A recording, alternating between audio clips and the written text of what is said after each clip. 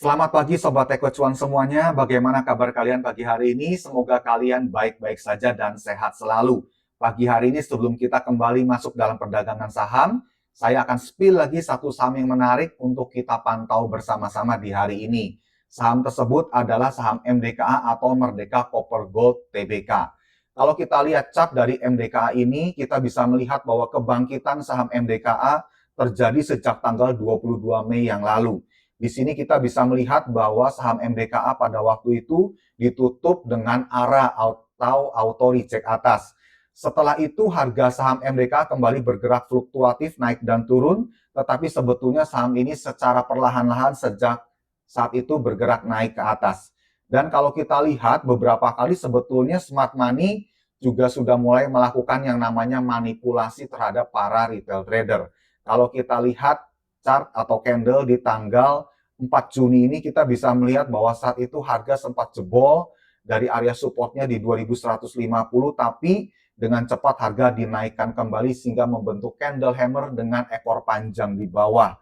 Itu sebabnya kita bisa menyimpulkan bahwa saat itu sebetulnya ada yang namanya fake breakout. Hal yang sama terjadi juga di tanggal 1 Juli dan di tanggal 13 Juli.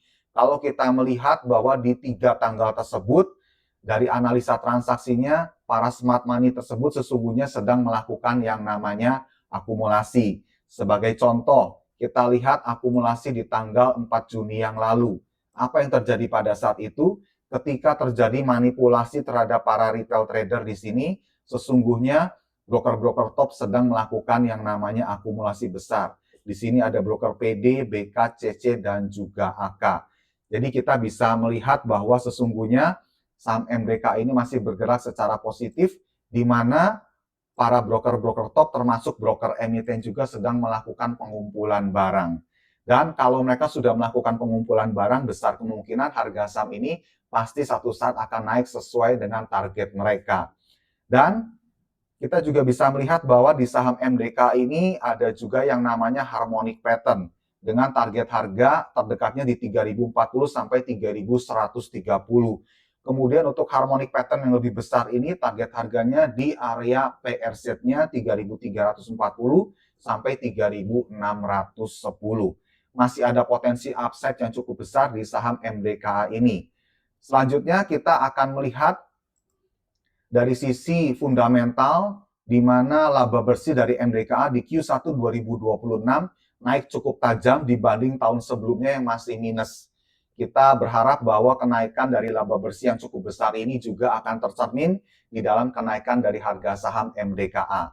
Lalu saya ajak melihat juga untuk kita memperhatikan bagian holding composition. Di bagian lokal sini kita bisa melihat bahwa lokal individual atau retail ini semakin lama jumlahnya semakin menurun, dan ini merupakan sesuatu yang baik.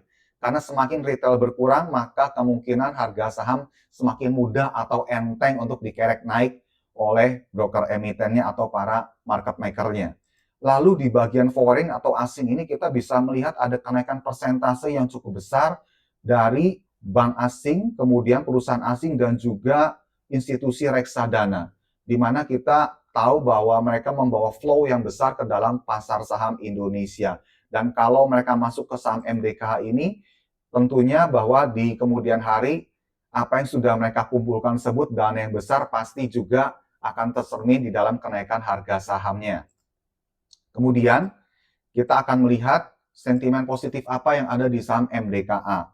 Sudah barang tentu, adanya lonjakan harga komoditas utama emas dan tembaga sebagai produk utama dari MDKA ini.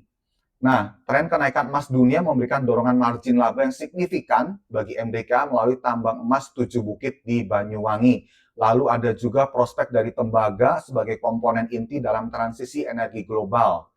Kenaikan harga tembaga dunia secara langsung pasti menguntungkan pendapatan perseroan atau perusahaan. Lalu ada juga ekosistem nikel via MBMA, di mana MDKA ini bertransformasi dari sekadar penambang emas atau tembaga menjadi pemain utama dalam ekosistem baterai kendaraan listrik atau EV.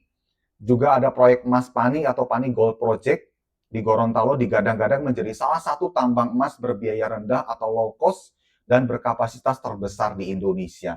itu adalah beberapa sentimen positif bagi saham MDKA, di samping masih ada beberapa sentimen positif lainnya. Tetapi yang pasti, semuanya itu juga berperan penting dalam kenaikan harga saham MDKA nanti. Baik teman-teman, itu saja yang ingin saya sampaikan tentang saham MDKA, analisa singkat tentang saham ini, dan saya yakin bahwa dalam waktu-waktu ke depan harga saham MDKA ini akan kembali bergerak naik.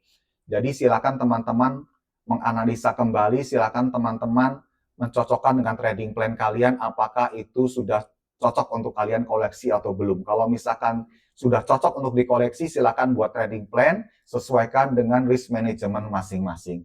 Akhir kata, selamat untuk memasuki perdagangan saham hari ini, dan tidak lupa salam seruput cuan.